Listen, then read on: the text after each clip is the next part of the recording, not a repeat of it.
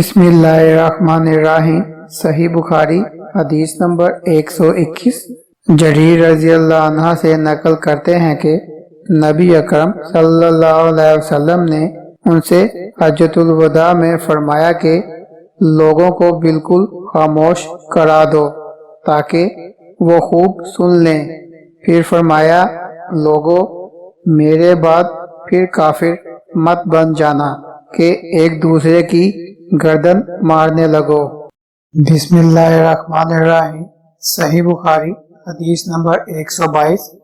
حضرت سعید بن جبیر رضی اللہ عنہ کہتے ہیں کہ میں نے حضرت ابن عباس رضی اللہ عنہ سے عرض کی کہ نوف بقالی کہتا ہے کہ وہ موسیٰ علیہ السلام جو خضر علیہ السلام کے پاس گئے تھے بنی اسرائیل کے موسیٰ نہیں تھے بلکہ دوسرے موسیٰ بن میشا تھے۔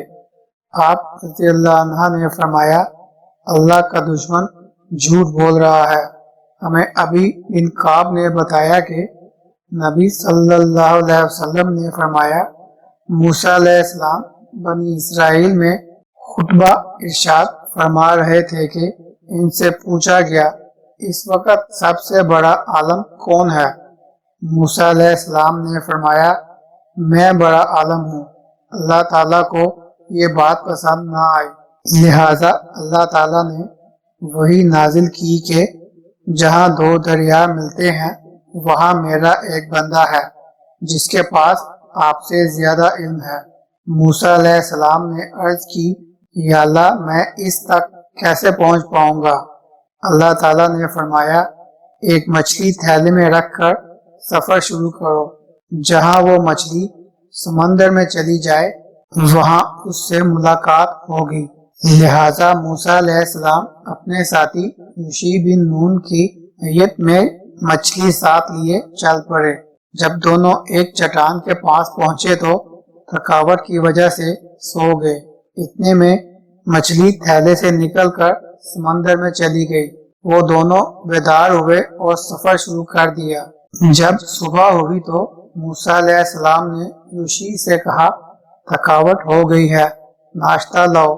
انہوں نے بتایا کہ وہ مچھلی تو فلاں چٹان کے پاس سمندر میں چلی گئی تھی، مجھے بتانا یاد ہی نہیں رہا۔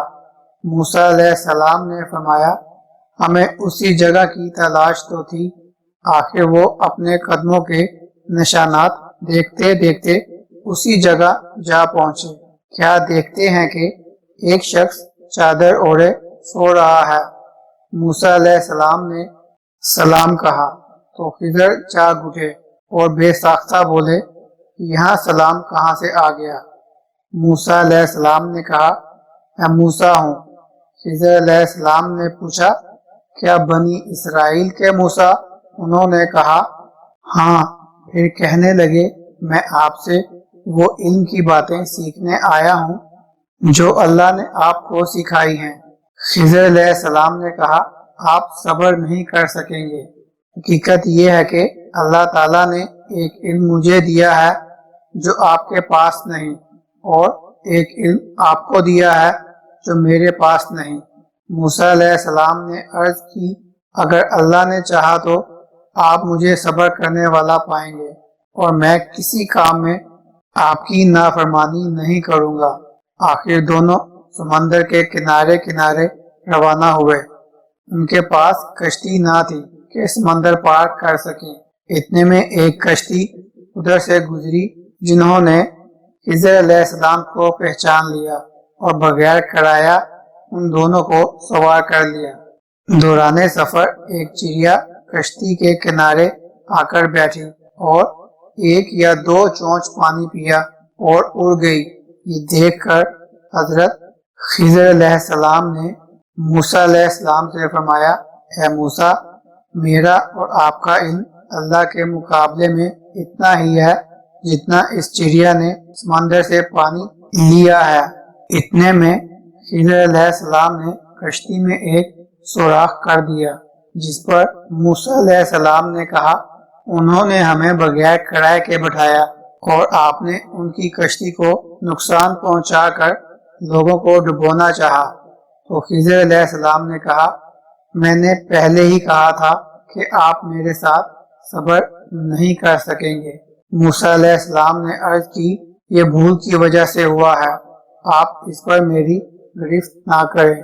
آپ صلی اللہ علیہ وسلم نے فرمایا یہ پہلا اعتراض موسیٰ علیہ السلام سے بھول ہی کی وجہ سے تھا۔ پھر وہ آگے چل پڑے۔ وہاں کچھ بچے کھیل رہے تھے، جن میں سے ایک بچے کو خضر علیہ السلام نے پکڑا اور اس کا سر تن سے جدا کر دیا۔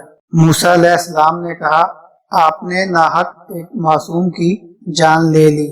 خضر علیہ السلام نے کہا میں نے آپ سے کہا نہیں تھا کہ آپ میرے ساتھ صبر نہیں کر سکیں گے۔ ابن عیینہ کہتے ہیں کہ یہ پہلی بات سے زیادہ سخت ہے۔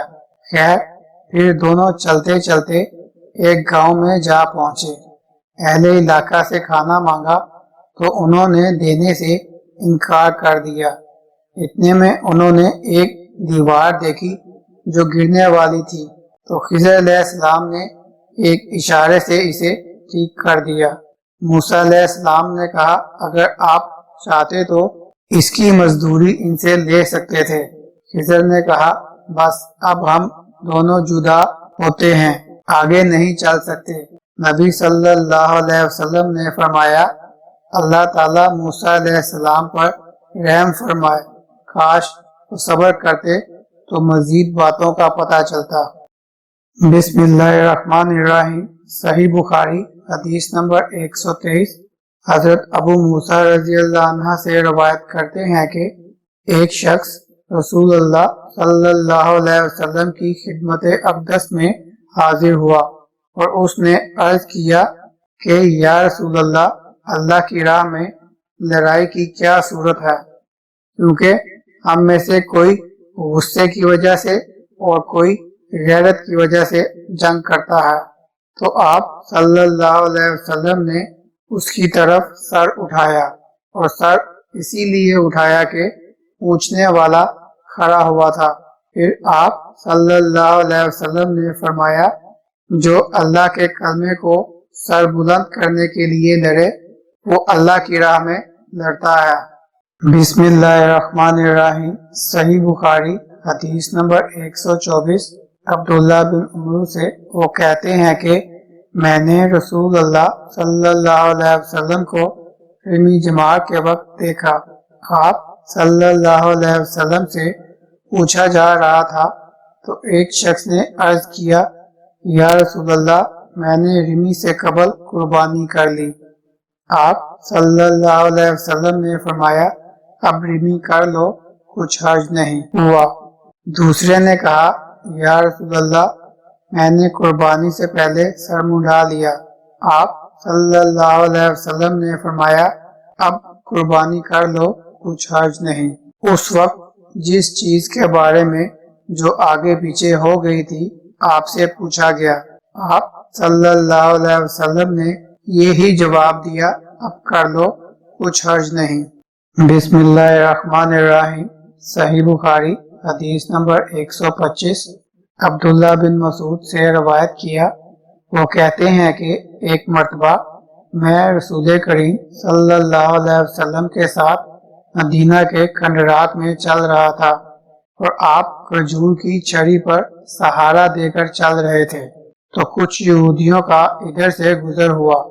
ان میں سے ایک نے دوسرے سے کہا کہ آپ سے روح کے بارے میں کچھ پوچھو۔ ان میں سے کسی نے کہا مت پوچھو، ایسا نہ ہو کہ وہ کوئی ایسی بات کہہ دیں جو تمہیں ناگوار ہو۔ مگر ان میں سے بعض نے کہا کہ ہم ضرور پوچھیں گے۔ پھر ایک شخص نے کھڑے ہو کر کہا اے ابو القاسم، روح کیا چیز ہے؟ آپ صلی اللہ علیہ وسلم نے خاموشی اختیار فرمائی۔ میں نے دل میں کہا کہ آپ پر وحی آ رہی ہے، اس لیے میں کھڑا ہو گیا۔ جب آپ صلی اللہ علیہ وسلم سے وہ کیفیت دور ہو گئی تو آپ صلی اللہ علیہ وسلم نے قرآن کی یہ آیت جو اس وقت نازل ہوئی تھی تلاوت فرمائی۔ اے نبی، تم سے یہ لوگ روح کے بارے میں پوچھ رہے ہیں، کہہ دو کہ روح میرے رب کے حکم سے ہے اور تمہیں ان کا بہت تھوڑا حصہ دیا ہے، اس لیے تم روح کی حقیقت نہیں سمجھ سکتے۔